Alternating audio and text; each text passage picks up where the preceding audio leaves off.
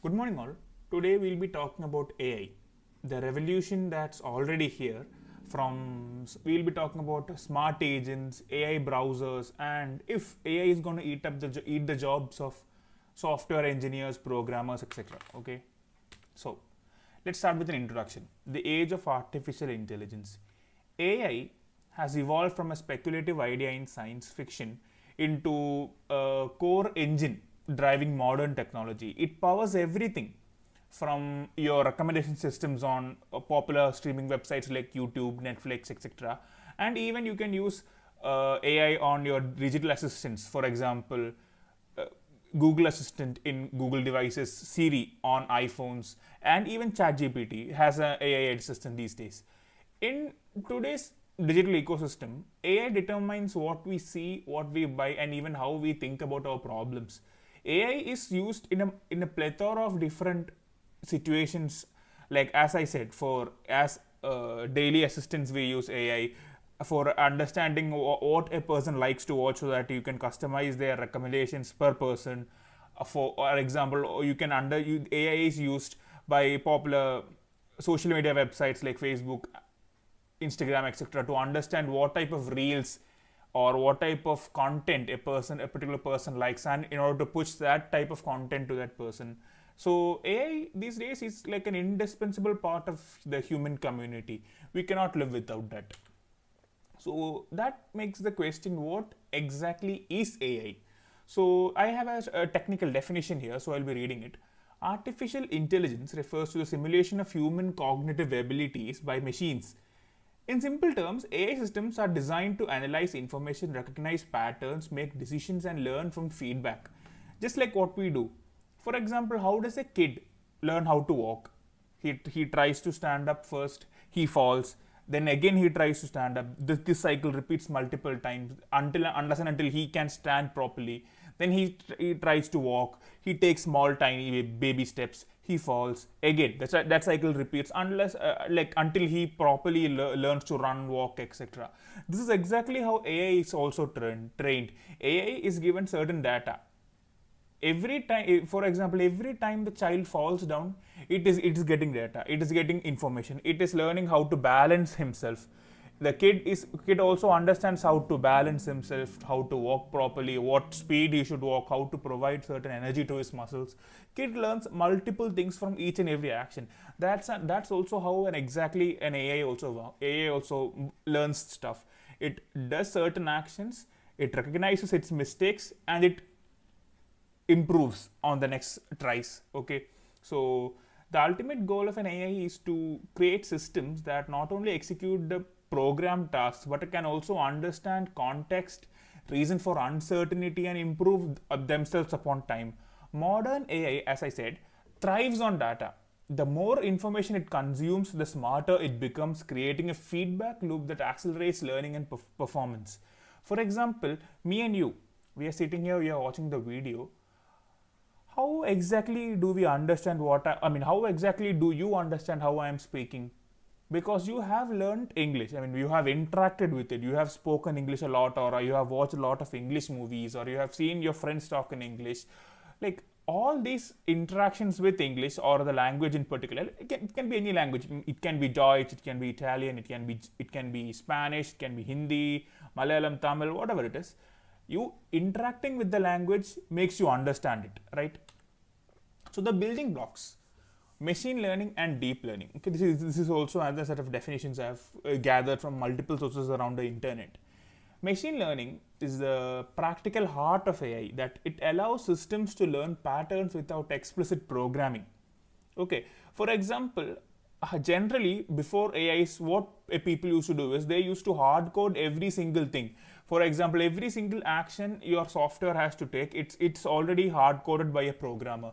So here, instead of doing that, machine learning empowers your software or system or whatever it is to take certain decisions on its own, to understand certain patterns without it being pre-recorded or hard coded into it.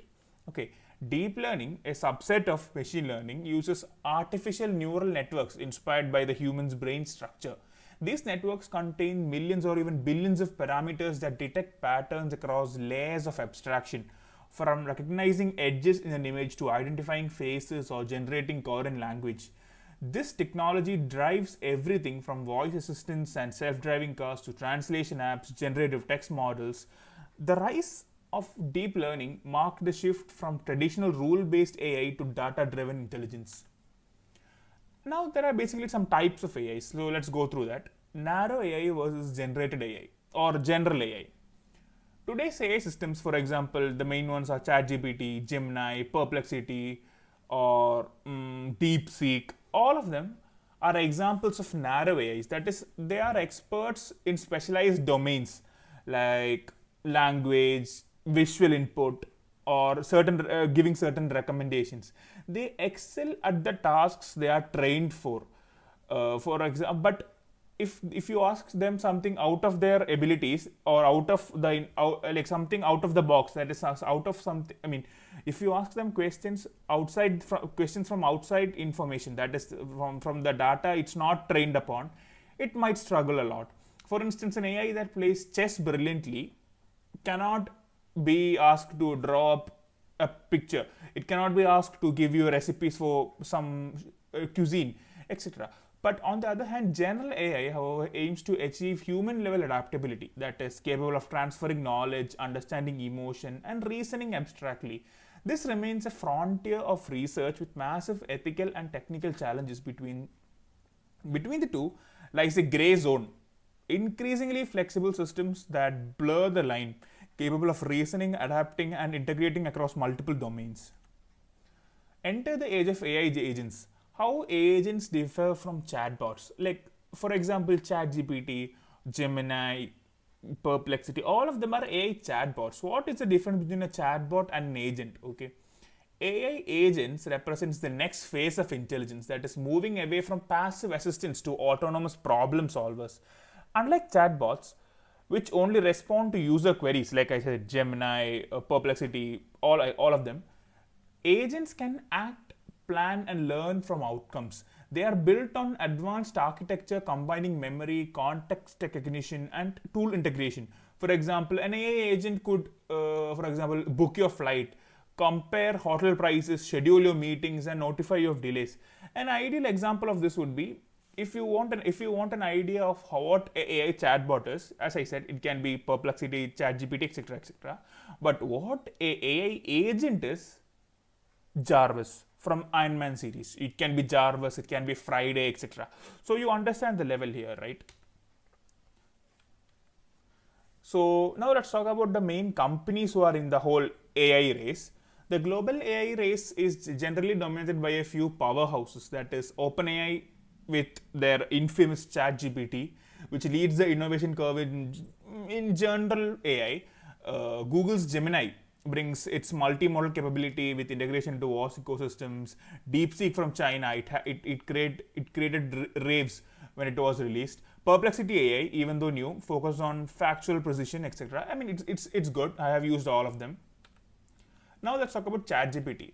ChatGPT revolutionized AI by demonstrating its fluid natural language understanding and reasoning beyond conversation. It performs coding, data analysis, translation, summarizing, and even creative writing.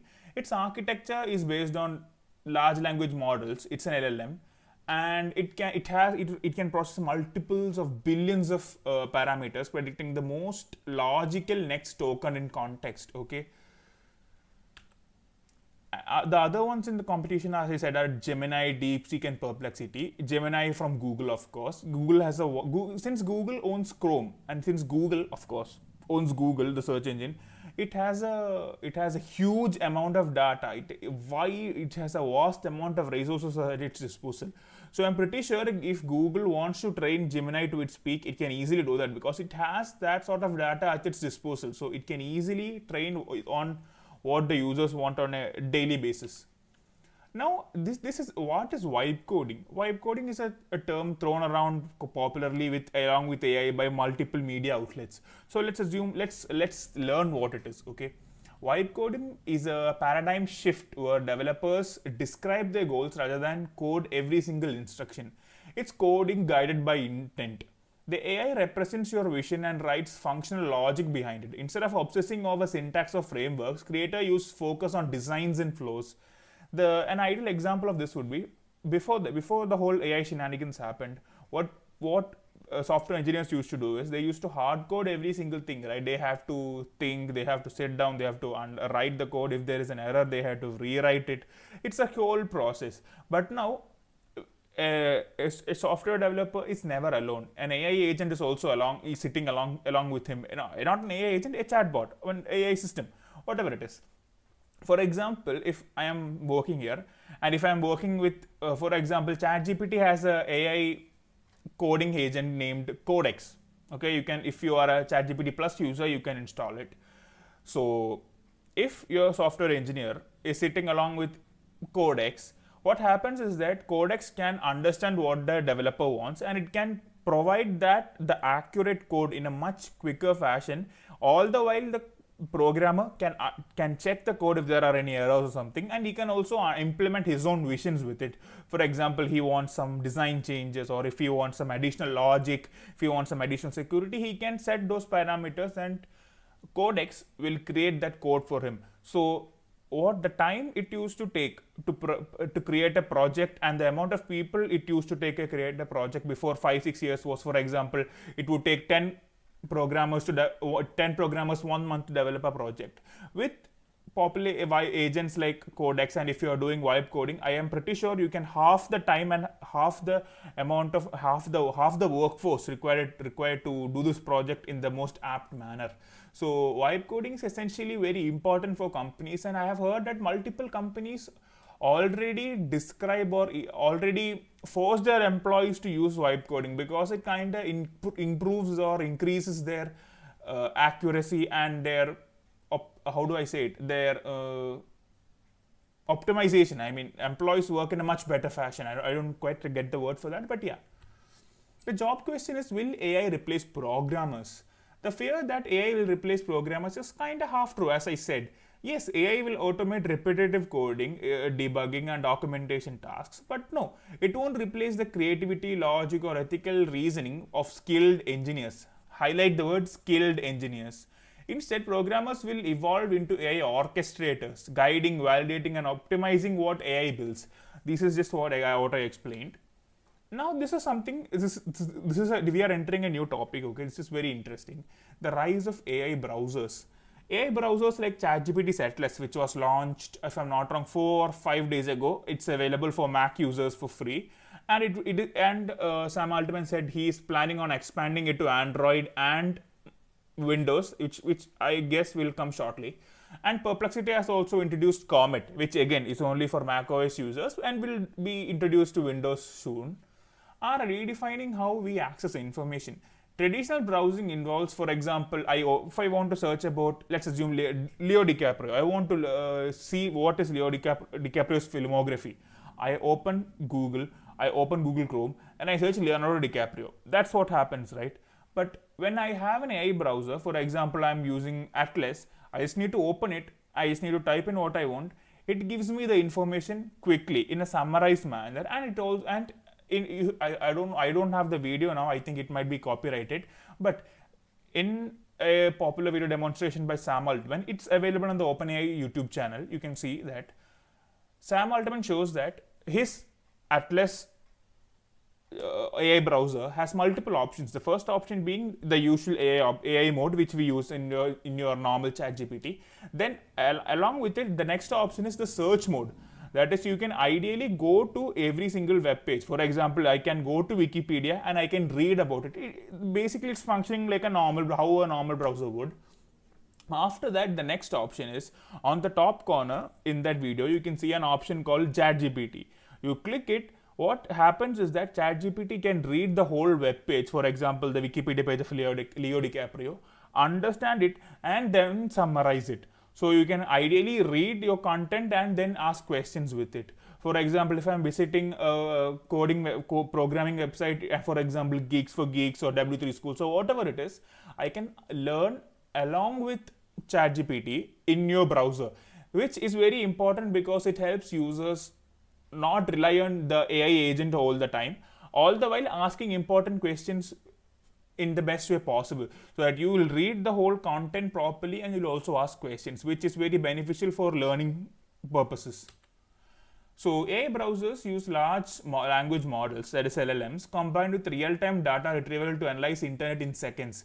When you ask a question, they fetch data from multiple sources, interpret it, cross-verify facts, and generate a concise explanation, all in a natural language. Unlike traditional search engines, which dump links, AI browsers understand why you are talking or why you are asking. They refine answers based on context, memory, and tone. This fusion of reasoning and retrieval makes browsing less mechanical and more conversational, turning the web into an interactive, intelligent assistant. So, as I said, that main advantage is that it is very useful for learning purposes. If you are a student, or if you are a programmer who wants to learn a new language, or if you want to learn a new technique, or whatever it is, it's very helpful and it's very beneficial, because when you are, for example, when you're using normal ChatGPT, it just gives you a minimal set of data.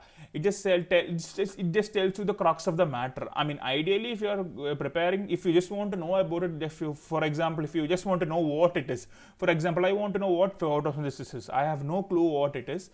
If I need to have just basic minimal information, yeah, I can do that. The basic ChatGPT version is enough. But if I want to understand it, if I want to read it properly, if I want to have a clear understanding of it, AI browsers would be very helpful for that. The challenges of AI browsing. This is a challenge, okay? I saw a YouTube video, and this is the content I took from it, okay? What they're saying is very applicable to us. AI browsers like Comet, Atlas, and Perplexity are designed to understand and summarize web content, but this intelligence also opens a dangerous new attack surface. Okay, your device can be hacked, basically. Security researchers at the Brave browser team, recently uncovered a critical flaw called indirect prompt injection, where hackers embed malicious intention or malicious instructions inside web pages. These commands can be hidden in plain sight with HTML comments, white text, or even white backgrounds, or even behind spoiler tags on forums like Reddit. When the user clicks a feature such as summarize this web page, the AI doesn't distinguish between the user's intent and the hidden instructions. It simply obeys everything. In Brave's demonstration, a Reddit comment contained hidden text instructing Comet to access the user's logged in Perplexity account, retrieve their email, and open Gmail to fetch a one-time password, and then post both the credentials back to the same comment, all automatically in seconds. This is possible because AI operators or AI browsers operate with the same permissions as a logged in user. If you're signed into your bank, email, social media, a malicious prompt could silently hijack those sessions, steal data, or initiate unauthorized actions. The danger goes deeper. Attackers can embed hidden commands in screenshots or images, nearly invisible text, or exploit browsers that automatically feed page content to their AI models without explicit user consent. Until AI browsers implement strict isolation between user prompts and web page content, these risks remain very real. For now, users must exercise extreme caution, avoid summarizing untrusted pages, limit logged in sessions, and never assume your AI assistant understands the difference between reading and obeying. So, in short, what I said is that